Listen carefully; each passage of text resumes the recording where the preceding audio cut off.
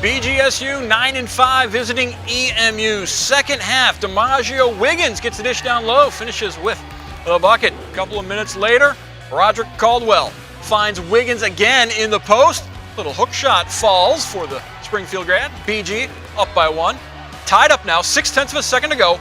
Matt Fox, full court missile to Wiggins, gets the shot off, but it's no good, and we're going to overtime. In the extra session, Fox to the Anthony Wayne grad, strikes behind the arc, gives the Falcons a 3-point lead. Fox, 18 points. Antoine Lillard, team high 20 and 12 boards.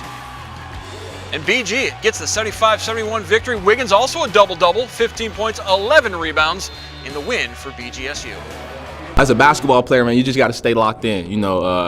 We come in, we shoot every day. You're not going to make them all, so, your job is to stay locked in, and that's what we did tonight. It's huge just for your team's psyche to know, like, hey, we can win a game. If you continue to lose, you guys lose confidence in your ability and what you can do. So you needed a victory to just kind of get you back on the right track to see, what it takes to win a MAC game.